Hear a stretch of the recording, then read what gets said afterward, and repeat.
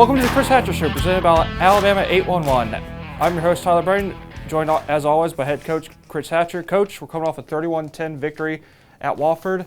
How good was it to continue the win streak this season? Very proud of our guys. I thought we traveled well. We were professional in the way we handled our business. Defensively, we start off with a blocked field goal by Noah Martin, which gave us a lot of momentum early in the ball game. And then in the third quarter, had a great drive, a 97-yard drive to kind of put the game out of reach. I thought all three phases fired on all cylinders.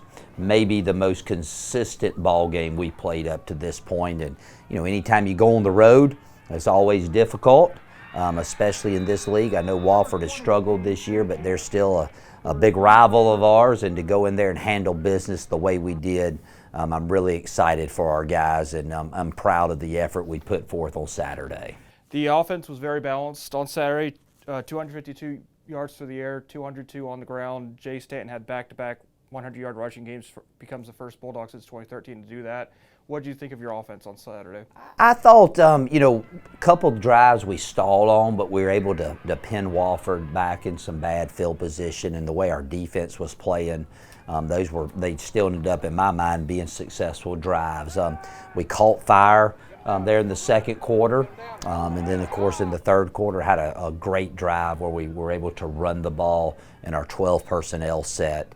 Anytime you can run the ball like we've been the past 2 weeks, really helps your offense, especially as good as Mike plays. I think Jay has done a phenomenal job 2 weeks in a row, and our offensive line has made some big holes for them. It was good to see DeMonte Witherspoon come in. Mike Hamilton, who had a big game against ETSU, was injured, and Witherspoon stepped up and had a big day. So I say it all the time, to win football games, you got to be able to run it when you want to, and you got to be able to stop the run, and we did both of those very well Saturday afternoon. Well, you mentioned it, the defense played very well. They didn't allow a touchdown to the final 5 or 6 minutes left in the game. They also got off the field. What did you see from that side of the ball? I thought that, we flew around well. We played extremely good on third down. I think we held Wofford to 1 of 13 on third down, and that's a winning football. Get off the field.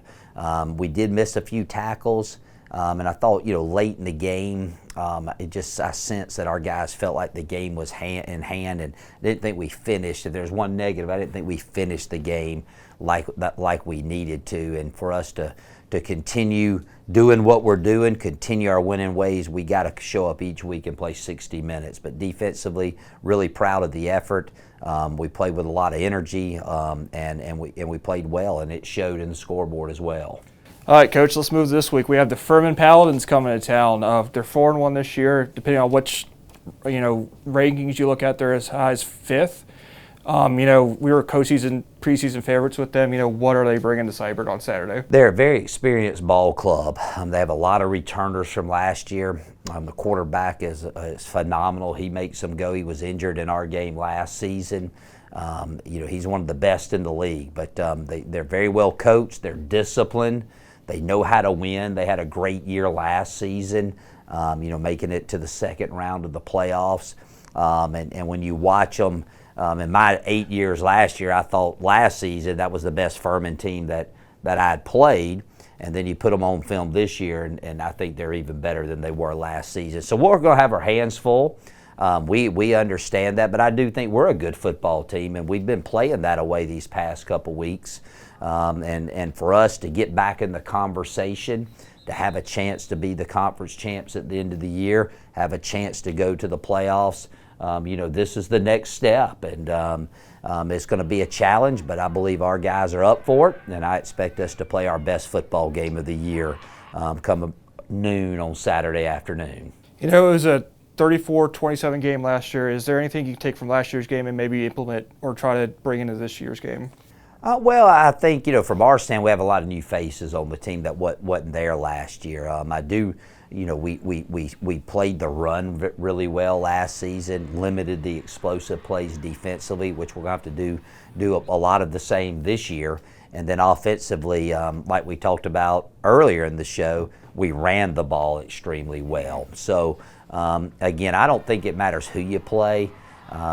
Defensively, you got to stop the run, limit big plays. Offensively, you got to run it when you need to and be a very efficient in the drives that you get. So again, mad respect for Furman, but I'm excited to see our guys compete, and I believe that we if we play like we're capable of, we can continue this stretch that we have going now of winning football here at Samford. We got a new kickoff at Cybert. It's also Red Out Cybert game, so wear your Bulldog red this weekend. Tickets are still available at SamfordTickets.com. This has been the Chris Haster Show, presented by Alabama 811.